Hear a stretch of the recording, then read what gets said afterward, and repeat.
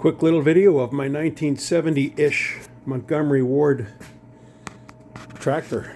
It's something I've had for over 20 years. It was given to me. Hadn't run in a long time. Basically, I cleaned the points and set them. Changed the ignition switch or put one in. I don't think it had it. Modified it a little bit and the thing cranked right up. The snow blower was part of it, but it wasn't attached. There was pieces missing. I had to make a attachment rod that goes in here. I had to make the chute crank, little U-joint there.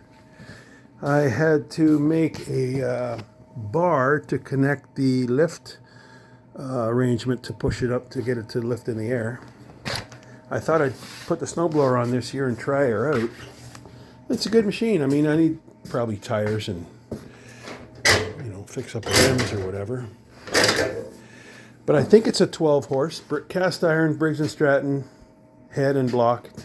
It's a good powerful engine. Maybe it's bigger than that. I don't know. But I think I had to fix the starter generator. It might have just been contacts, but it works fine. It's a great little unit. It doesn't have the hydrostatic arrangement, mechanical. But let me see what happens here if I